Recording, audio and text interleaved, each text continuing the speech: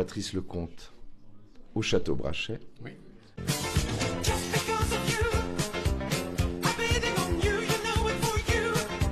Ravi de vous rencontrer parce que je ne pensais pas dans ma vie rencontrer celui qui a, comment dirais-je, je cherche le mot, mais qui nous a timé le début de nos hivers, le début de nos étés. Vous voulez qu'on chante Quand te reverrai-je, pays merveilleux? Non. Non, presque, vous allez me dire, vous en avez marre, mais... Non. Je pense pas, parce que pour tout le monde, c'est ça, mais on regardait, on se marrait, et on dit d'ailleurs que Pierre Bachelet a dû composer quelques notes, parce que... Mais il a composé la musique du film.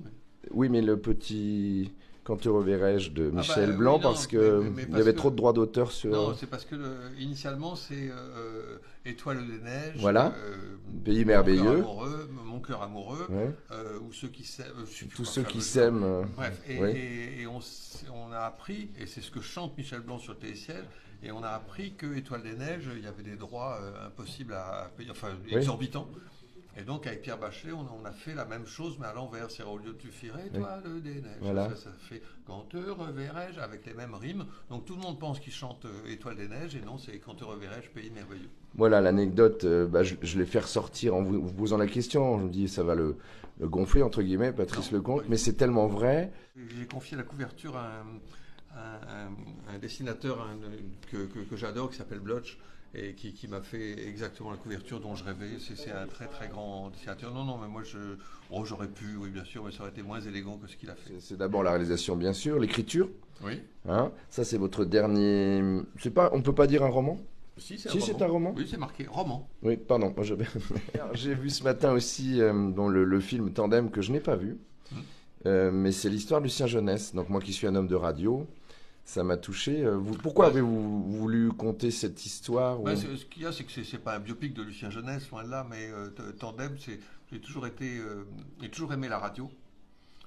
J'écoute beaucoup la radio, et Lucien Jeunesse, l'idée qu'il aille de ville en ville avec son fidèle second, qu'il surnommait Monsieur Ding Ding, parce qu'il faisait ding. Oui, c'est vrai, ding, ce petit son là de France Inter. Ding, ding, ding. Et j'ai été toujours touché de ça, d'imaginer la vie quotidienne, d'hôtel en hôtel, les vins d'honneur municipaux, les rencontres, les trucs, et puis on repart pour une autre destination, une autre émission.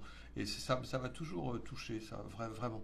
Et donc, ça a été les personnages de ce film, Tandem, mais c'est pas un biopic de Lucien Jeunesse, qui non. En plus a pris très mal le film, parce qu'il a pensé que c'était un portrait de lui. Ben, pas du tout, non. Oui, mais alors c'est l'ego, ça, on a un peu l'ego démesuré quand on est un peu connu dans ces cas-là. Donc vous êtes un homme de radio, parce que c'est vrai que la radio c'est l'imaginaire, beaucoup. Aussi, oui. Hein, oui,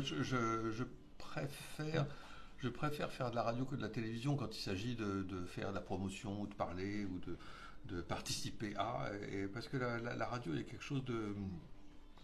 quelque chose d'immédiat, de direct, et puis surtout ça laisse l'imagination ouverte, parce que la radio, je vous apprends rien, on n'a que le son, alors que la télévision, on a l'image, on a tout, enfin, on a trop de choses, c'est comme si tout était mâché à l'avance. On subit plus peut-être, oui, on rêve moins. On subit, mais on est obligé de prendre les images et les sons tels qu'ils nous arrivent sans pouvoir rêver autour. Mais c'est vrai que d'écouter une conversation, une interview à la radio, c'est plus... Je sais pas, je trouve ça... en tant qu'auditeur, je préfère. Et en tant que participant je préfère aussi. Donc... mais si par exemple vous étiez là avec une caméra de télévision, je vous dirais que je préfère la télévision. Moi, ben là vous avez une caméra presque, mais qui est plus discrète. Merci en tout cas de ces quelques minutes consacrées, Patrice Lecomte. Je suis ravi de vous recevoir sur la chaîne letourDuLac.fr.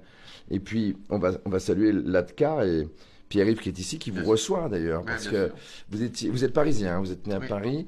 Vous connaissiez le secteur, parce que quand vous avez tourné le dernier Bronzé avec comment il est pas taxi, il est auto-école à Chambéry, je crois, Christian Clavier.